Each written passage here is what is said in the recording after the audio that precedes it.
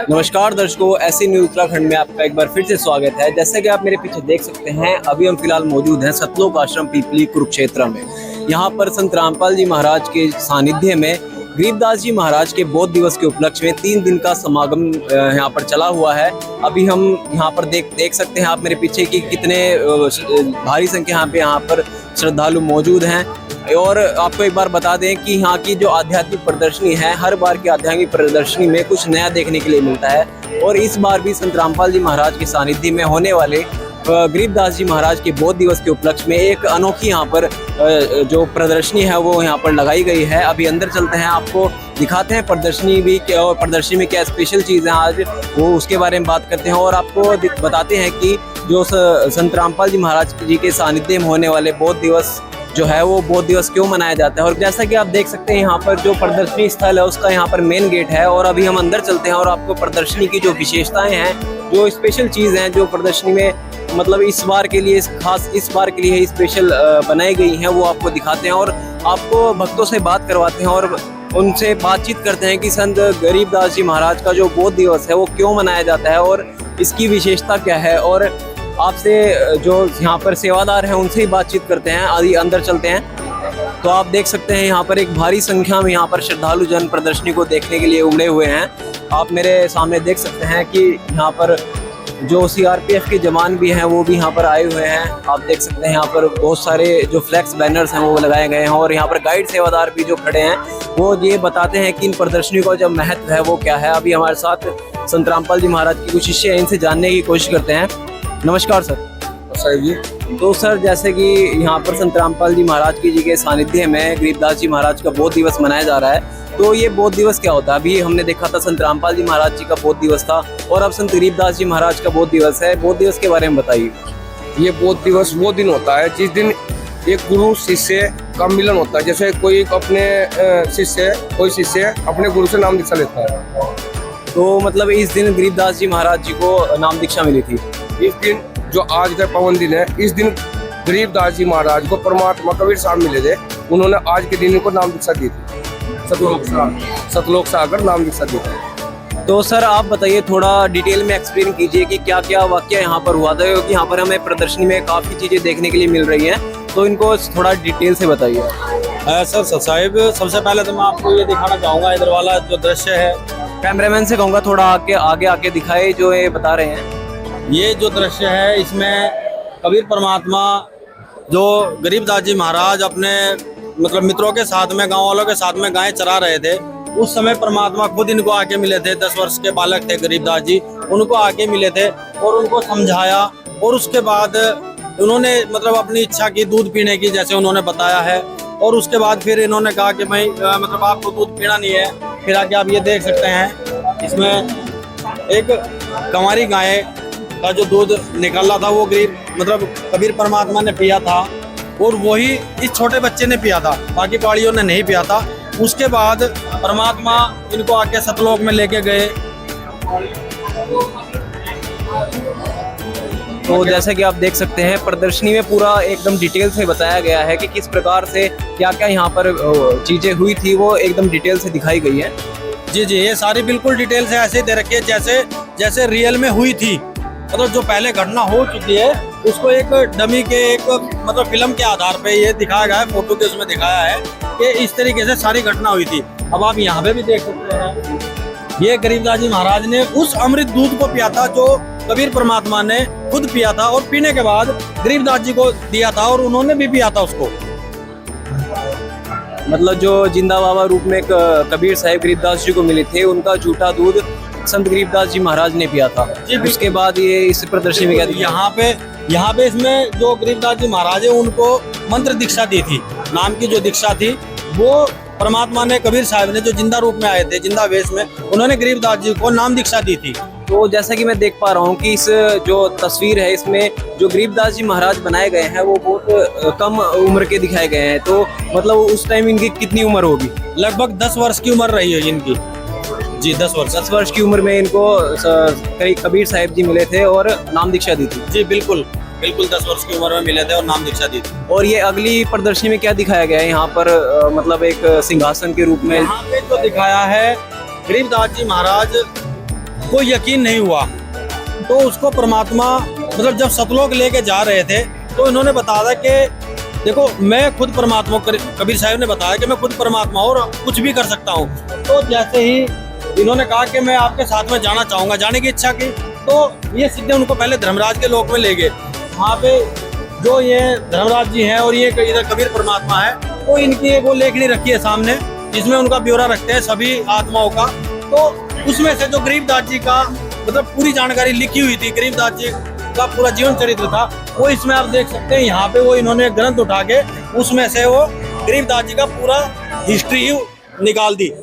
चित्रगुप्त के कागज फाड़ देते हैं ना, जो वो बताया कि चित्रगुप्त के कागज फाड़ देते हैं हम, तो ये कबीर परमात्मा है, मतलब ये कुछ भी कर सकते हैं। उनका जीवन का जो लेखा है वो बदल दिया है, बिल्कुल बदल दिया, 100% बदल दिया। आगे आप देख सकते हैं ये कबीर परमात्मा है और इधर दूसरे ही रूप में सतलोक में विराजमान है, सतलोक में विराजमान है। इधर ये गरीबदास जी महाराज को लेके जैसे आए थे, उसको लाने के बाद ये खुद कबीर परमात्मा उनके ऊपर चवर सेवा कर रहे हैं। इनको सारा कुछ दिखा सतलोक का नजारा, आगे भी आपको प्रदर्शनी में दिखाएंगे पूरी डिटेल से। ये देखो ये चेंज हो चुके हैं, मतलब ये जो जिंदा बाबा के रूप में आए थे कबीर परमात्मा, वेश बदल के वो अब सिंहासन में बैठ चुके हैं और आगे वो खड़े हो चुके हैं। गरीबदास जी महाराज देख रहे हैं ये क्या हो गया। अब आगे आपको दिखाते हैं। अब वे जो जिंदा बाबा और कबीर परमात्मा सतलोक में विराजमान थे, वे आपस में एक हो गए, चवर ऑटोमेटिक चल रहा है। गरीबदास जी महाराज देखकर मतलब आश्चर्य में पड़ गए, ये तो बहुत ही मतलब अद्भुत घटना हो गई मेरे सामने कि ये एक ही है। पहले तो दो मान रहे थे इनको, लेकिन बाद में उन्होंने मान लिया कि ये एक ही है।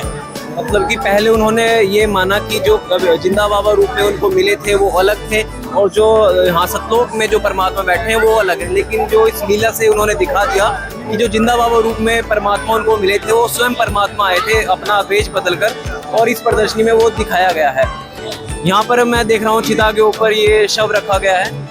जिस समय गरीबदास जी महाराज को सतलोक में लेके गए थे कबीर परमात्मा जिंदा बाबा वेश में, तो उस समय वो बच्चा एक पेड़ के नीचे बैठा हुआ था। तो उसका नंबर आया, मतलब पशु चराने का काम था उनका, बहुत बड़े जमींदार खानदान से थे वे। तो जैसे उनको बुलाने के लिए गए तो उनको हाथ लगाया तो बच्चा गिर गया। गिरने के बाद वो मर चुका। मरने के बाद गांव में पूरा रुका रोड हुआ। उसके बाद उसको मतलब देखो सभी ने, अब जब कोई मर जाता है तो संतोष करना ही पड़ता है, एक सांसारिक क्रिया है ये कि भाई चलो चला गया, अब क्या कर सकते हैं, भगवान के आगे कुछ कर नहीं सकते।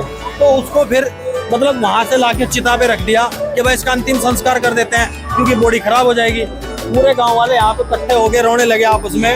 और फिर उसके बाद आगे आप देख सकते हैं उधर कबीर परमात्मा तो सतलोक से पूरा कुछ देख ही रहे थे। उन्होंने वहां से गरीबदास जी महाराज को वापस भेज दिया कि आप जाओ, आपका शरीर का नाश हो जाएगा, आपको तो किसी मिशन के लिए भेजा गया है ना, वो मिशन आपका अधूरा रह जाएगा, आप जाओ तुरंत। तुरंत उनको भेजा तो ये उठ के बैठ गए। तो जैसा कि आपने बताया कि किसी मिशन के लिए वहाँ पर सतलोक लेकर गए थे, उनको ज्ञान दिया था, तो वो क्या मिशन, क्या उनकी इच्छा क्या थी? देखो इच्छा उनकी ये थी कबीर परमात्मा की कि इस पूरे समाज को जो अनमोल ज्ञान है जो हमारे धार्मिक ग्रंथों में भी बताया गया है, और वो कबीर साहब ने गरीबदास जी को पूरा मतलब जो का तो बताया, जैसा लिखा हुआ है ऐसा ही सेम टू सेम बताया। और बताने के बाद देखो यहाँ पे इनकी जो दे रखी है, ये दादू पंथी गोपाल दास जी महाराज उनसे मिलने आए थे, उनसे ज्ञान चर्चा हुई। ज्ञान चर्चा होने के बाद सामने हाथ जोड़े खड़े हो गए कि महाराज जी आप ये ज्ञान लिखवा दो। ये ज्ञान आगे कलयुग में जाके जितनी भी मतलब पीढ़ी होगी, आने वाली जो हमारी पीढ़ी है, उसको सतलोक जाने का मार्ग दिखाएगी। ये पीढ़ी सतलोक का मार्ग मिलेगा उनको। वो कहते हैं ना कि एक संत की जो महिमा है एक संत ही समझ सकता है। तो ये गांव वाले गरीबदास जी महाराज को पागल समझ रहे थे, लेकिन जो गोपाल दास जी आप बता रहे हैं उन्होंने इनके सामने घुटने टेक दिए। तो आगे क्या बताया गया है? आगे इन्होंने कहा कि हे परमात्मा है, क्योंकि देखो वे खुद जो दादू दास जी हुए हैं इनको भी परमात्मा मिले थे आगे, और कभी जैसे गरीबदास जी को मिले तो गरीबदास जी को जो ज्ञान दिया उन्होंने उसको मतलब एक ग्रंथ में लिखने के लिए उनको प्रार्थना की। आप देख सकते हैं प्रार्थना कर रहे हैं गरीबदास जी से कि महाराज ये ज्ञान लिखवा दो, कलयुग में मतलब कलयुग में जो पीढ़ी आएगी उसके काम आएगा, सतलोक जाने के लिए काम आएगा। तो उन्होंने ये कहा था कि अगर आप पूरा लिखोगे तो ही मैं लिखवाऊंगा, अन्यथा नहीं लिखवाऊंगा, आप अपना काम करें। तो इन्होंने जो दादू दास जी हुए इन्होंने कहा भाई मैं अपना घर छोड़ चुका हूँ, आप लिखवाना शुरू करो, मैं लिखूंगा। मैं तो सब कुछ छोड़ के आ चुका। यहाँ पे इन्होंने उनके कहने के बावजूद ये ग्रंथ लिखना शुरू करा था, और उसी ग्रंथ को आप ये देख सकते हैं, ये श्री अमर ग्रंथ साहिब है जो गरीबदास जी महाराज द्वारा बोला गया है, और इसके लेखक दादू दास जी हुए हैं। ये आप देख सकते हैं कितना अच्छा ग्रंथ है। और तो ये ग्रंथ है सर वो जो मतलब गरीबदास जी महाराज ने लिखवाया है, मतलब गोपाल दास जी के द्वारा। ये वो ग्रंथ है, आप देख सकते हैं। आगे आपको दिखाएंगे जो हमारे गुरु जी है संत रामपाल जी महाराज, मतलब उनकी भी एक यहाँ पे फोटो लगाई गई है। वे जब पाठ मतलब पाठ की सेवा करते थे, उसी ग्रंथ साहिब का पाठ होता है। मतलब 3 दिन पाठ चलता है हमारे ये सतलोक आश्रमों में।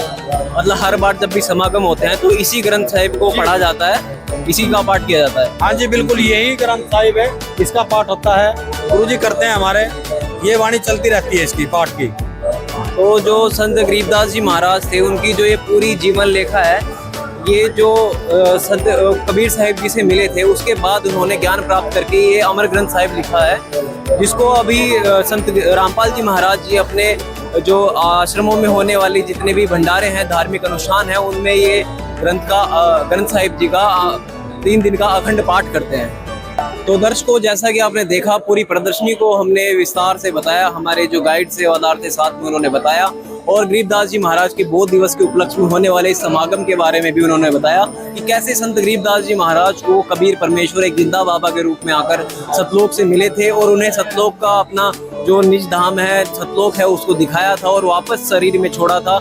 जिसके बाद संत गरीबदास जी महाराज ने एक अमर ग्रंथ साहिब की रचना की, जिसको संत रामपाल जी महाराज अपने समागमों में 3 दिन का अखंड पाठ करते हैं जिस ग्रंथ साहिब का। तो अभी के लिए बस इतना ही, मिलते हैं आपसे किसी नेक्स्ट वीडियो में। तब तक के लिए हमारे चैनल को फॉलो करें। बहुत बहुत धन्यवाद।